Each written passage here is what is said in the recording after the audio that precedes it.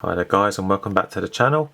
In this video today I'm going to be talking about how to go about making some uniquely shaped wax melts, how to try and stand out from other wax melt makers by being a bit different in the shapes you use, and talking about some of the ingredients I put into my wax melts to make them smell strong and to eliminate frosting. Okay guys, so I've selected two different types of molds today to use for the examples. It's just about trying to be a bit different in how you're shaping your wax melts. There's a lot of wax melt makers out there all using the same sort of shapes, so trying to be a bit different if you can, buy different types of molds helps you to stand out a bit more. Obviously you still got to make a really good wax melt, but just trying to be a bit different in the shape can really help you to stand out and hopefully get some more sales. So in today's example I've got a shell type mould, sort of like a chocolate mould, and then I quite like this one, to be honest. I haven't actually used it yet, but this is a pentagon shape, so it's got 5 sides to it, sort of look like a honeycomb. Or they're all individual, so when you pop them out they're all single, like a nice little decent wax melt shapes, really, to be honest. So I'm really excited to see how that one comes out, and this one too. I'm going to use it's the only wax I ever used, the Curacao Pillar Wax 4120. You can buy that on my website. It's the only wax I sell for wax melts and pillar candles. It is fantastic, great scent throw. And I've got my own dye here. That's the red dye. I'm going to use the red colour in today. Again, buy this on my website with an array of other colours as well. But yeah, in today's video, we're going to make some red wax melts using these two moulds here. So I'm going to weigh out 100 grams of wax. I've got my scale here. Just going to turn that on. Right, so that's just loading up. So that will then go to 0. Jug on it, your melting jug. I'm using a melting jug because I'm only using a small amount. Obviously, set your scale to now 0, so it takes off the weight of the jug, and then put as much wax as you want in to use. I'm going to use 100 grams, so we'll see where that gets us and how many we get out using 100 grams. Right, so I'm just going to put in 100 grams. Okay, so that's 97 grams. Just going to weigh this out to be our 100 grams. So we're doing it accurate, a bit too much. So I like to be very precise when I'm weighing out. And a couple more bits. There you go, so it's 100 grams of wax. It's in the beaded form. This is the Curacao Pillar Wax 4120. Sell it on my website. It comes in this beaded form, so it's a lot quicker to melt. Fantastic wax for wax melts. Right, so I'm going to get that melted down. I'm going to use a fragrance oil. I'm going to use one of my favourite ones today, just for these small examples. Lemongrass and ginger, very strong fragrance oil. And I'm going to put that in at a 9% ratio, so that'll be 9 grams of the fragrance oil going in. But we're going to get that wax melted down first. Then we're going to add the dye, using the red dye. And then we'll put the fragrance oil in and we'll get those poured out, see how they look at the end. Okay, so we've got our liquid wax here now, so that's cooling down, so we've got to act quickly. I've only got 100 grams of wax, so the less wax you have, the quicker it cools down. So we're going to put in the red dye now, and that's that there. I'm going to put in only a small amount. I've only got a little bit of wax. Make sure we stir it in really well.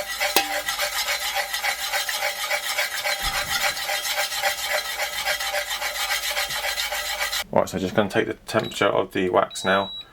That's coming out at 65 degrees, so it's getting low. So we're going to put our fragrance oil in right now. I'm going to get that poured in straight away.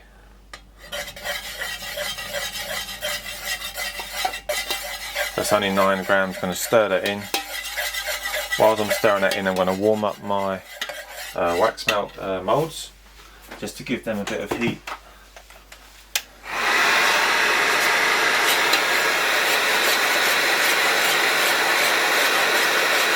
So just pre-warming them up, so that helps reduce frosting, hopefully eliminate frosting.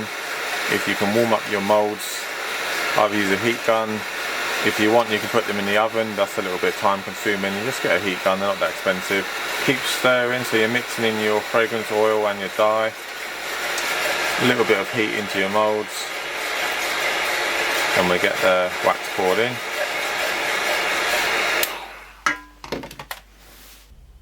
So just going to pour those in carefully now. So we've got 100 grams of wax here, plus 9 grams of fragrance oil. So total is 109 grams. So we'll see where this gets us. We're trying to do it carefully. Overspilled that one a bit.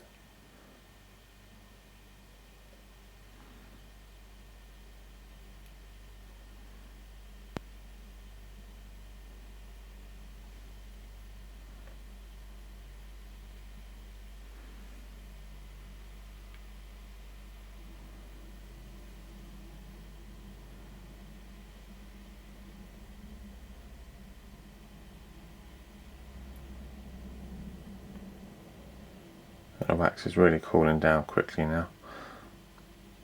Right, so that'll do.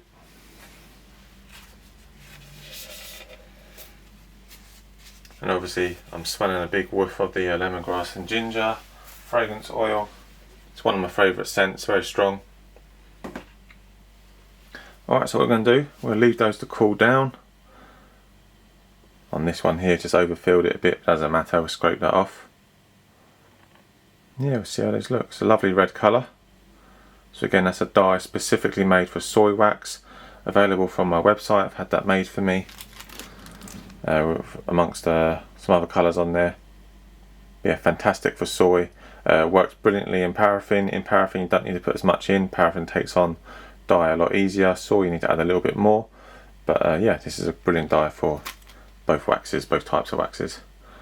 Right, I'm going to give those a little bit of time to cool down, and I'll show you how these look when I take them out. Okay then guys, so it's time to demold our wax melts to see how they look now. They've dried a fantastic colour.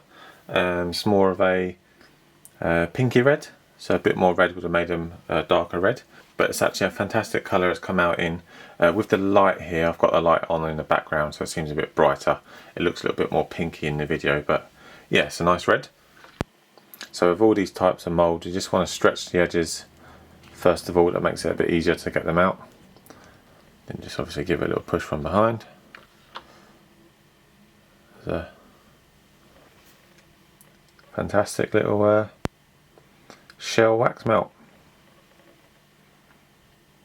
See how good the wax is. This is Kerastoi 4120, no frosting. You've got to use the right wax, and you've got to use the right dye. So if you get the wrong dye, you can get a lot of frosting because it's a poor quality dye. Some people think it's always the wax. It's actually the dye that can bring out a lot of frosting, because it's just not made for well, candles or wax melts. If you buy the wrong thing on well, let's say eBay or Amazon, you can get loads of cheap dyes, but they're called a lot of frosting. So you need to buy the right dye. So I've had these made for me, and yeah, they're fantastic. Yep, okay, so that's that one. Take a couple more out. See these pop out. Oops.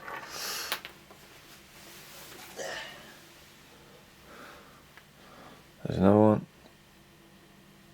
Just fell on the floor there, so I had a little dent in the back, but never mind. But again, these are actually great little wax melt size wax melts. Wax melt sized wax melts. Is that a good sentence? I don't know. Anyway, you know what I mean. They're a perfect size. Put one or two of those in your well, your customers can put one or two of those in their wax melters.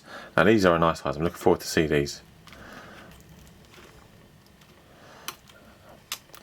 I'm only going to take a couple out.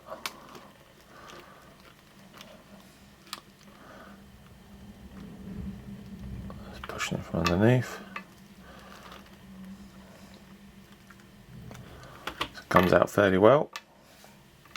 Again, so it's a nice hard wax, so you're not damaging the edges, so you get nice sharp crisp edges with this wax. If you're using a soft wax, you can get a lot of turnover, a lot of rounding. Get my hand out of the way so I can focus a bit better. So you can get a lot of rounding around the edges of the wax melt, but you need a hard wax, you see, so then the edges stay nice and crisp. Yeah, no, they look great as well, and these are a lovely little size. I'm interested to see how much one of these weighs, so let's just weigh one so we can see what sort of grams they are for one. So just turn the scale on. Just move you around to the face the scale. Right, so you should be able to see that clearly. That's on 0. Put 1 on. That's not bad, is it? So it's 7.44 grams. It's only small. So obviously if you wanted 2, it's going to be roughly, what, 15 is it roughly? Yep, 15 obviously. Yeah, so it's perfect little size wax melt. And obviously these are smaller, the shells are smaller. That's 4.75 grams for one of those shells. Lovely little size. Yeah, so great little moulds. I'm happy with this. Really happy with these ones. The honeycomb sort of one. Don't really know what sort of name it's called, but yeah, let's just call it the honeycomb one. 5-sided little wax melts. Perfect. Again, look at the colour in that. See how it's a nice deep. Well, I'll call it more of a reddish pink or pinky red. But again, nice crisp edges. Yeah, perfect. Anyway, yep, that's probably going to wrap up this video. Hope it's a good little bit of insight there for you. If you learned anything from this video or just enjoyed watching it, please subscribe to the channel. That'd be very much appreciated. Got some more videos coming out very soon. Fragrance oil progression, that's actually going quite well. If you haven't heard from some of my other videos, I am bringing out my own fragrance oil range.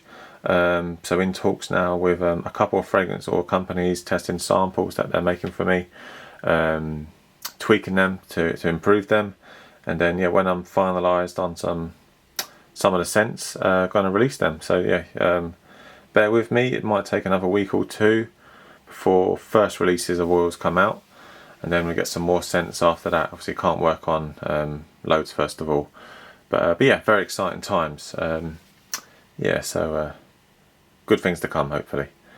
Right guys, give this video a like as well, and see you in the next one. Bye bye.